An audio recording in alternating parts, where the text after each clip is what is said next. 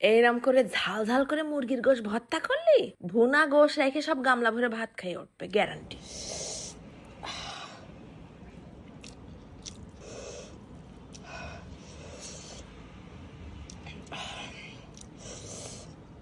ও দি, poultry মুরগি রানলি? Fresh গোশ কেউ খাতে চায় না, সব হাড়ালা গোশ নিয়ে করে টানাটানি। তুমি ফ্রেশ গোশ দিয়ে এমন একটা কিছু বানাই দেখাও যেন সবাই ভক্তি করে খায়। আরে শোনা, ফ্রেশ গোশ গুলো তুলে তুলে নিয়ে এরম ভর্তা করবা, দেখ পাই এক পদেই গামলা খালি। 4-5 পিস গোশ কেটে কুচোই নিলাম, ফেলাই দিলাম একটুখানি নুন আর হলদির গুঁড়ো, 1/2 ইঞ্চি আদা বাটা, 1/2 ইঞ্চি রসুন বাটা, আরো 1/2 চা চামচ শুকনো ঝালের গুঁড়ো মেরে দিয়ে ভালো করে চটকায় চটকায় মাখাই নিচ্ছি।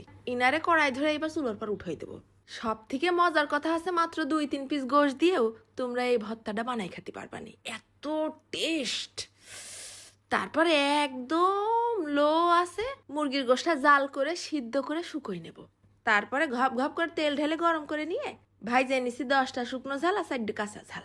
জিবলের আজকে কোনো ক্ষমা হবে না। এরপর ওই তেলের মধ্যেই ফেলাই দিলাম বেশ 8-10টা রসুনের কোয়া। কিছুক্ষণ ভাজা হয়ে আসলে দিয়ে দেবো 1 মুঠখানি পেঁয়াজ কুচি, তারপরে একেবারে লাল লাল মুসমুসে করে ভেজে নেবো। ঘিরান যা হবে না। এধারে সিদ্ধ মুরগির গোশটাও ঠান্ডা হয়ে গেছে, হাতে একটা ছালা থুকু পলিথিন বাইন্দে গোশটাও আশ কিরাস করে নিলাম। তারপরে একে একে ওই কাঁচা ঝাল শুকনো ঝাল নুন দিয়ে ডলে নেবো। ফার্স্টে কিন্তু মুরগিতেও নুন দিছি, সে খেয়াল রাখতে হবে। এইবার দিলাম ভাজা পেঁয়াজ রসুন, তাও মড়মড় করে ভেঙে নেই। ঝাল পেঁয়াজটা সুন্দর করে মাখানো হলে ফেলাই দেবো ওই মুরগি, এমন করে মাখতে হবে যেন হাতেই রান্না হয়ে যায়। দিলাম আবার বেশ খানিকটা ধনে পাতা কুচি, কাঁচা পেঁয়াজ আর একখান বড় সাইজের লেবুর রস। ঘপ ঘপ করে ঢেলে দিছি আবার গ্যালন খানিক সর্ষের তেল। মাখানোর কালার দেখেই তো জিবলিটা হাঁটুর সাথে আর কপালের সাথে উপর নিচ বাড়ি খাচ্ছে। কি ডাক হইছে ফ্রেশ গোশ নিয়ে করে সব ঠেলাঠেলি। ভুনা গোশ রান্তি বসলি, তার মধ্যে 2-4 পিস সাদা গোশ উঠে নিয়ে আসি এরম ভর্তা করবা, এক মুরগি দিয়েই 2 পদ হয়ে যাবে। তবে এইরকম করে ভর্তা বানালি তোমার ভুনা গোশ বেঁচে যাবে, আমি গ্যারান্টি দিচ্ছি। এত টেস্ট একবার খালি স্মরণে থাকবে না বহুদিন। শুধু জিবলে কেন, কলজে ফ্যাপসা পাকস্থলী সব মনে রাখবে না। ঝাল তো হয়েছে কলজে সিরা, সাথে লেবু টক টক আর ভাজা পেঁয়াজ রসুন কাঁচা পেঁয়াজ।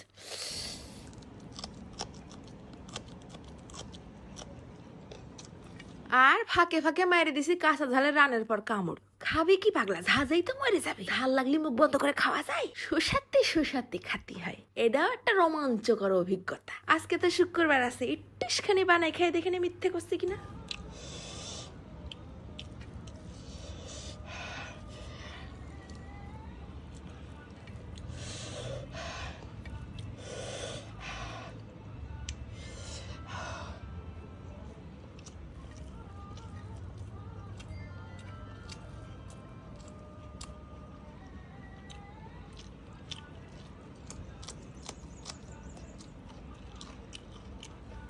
অনেকে আবার কমেন্ট করে, আরে এই বিটি শুধু ঝাল দেখায়, খায় না। তাই তাগের জন্য একটু ভয়েসটা অন করে শুনোই দিলাম।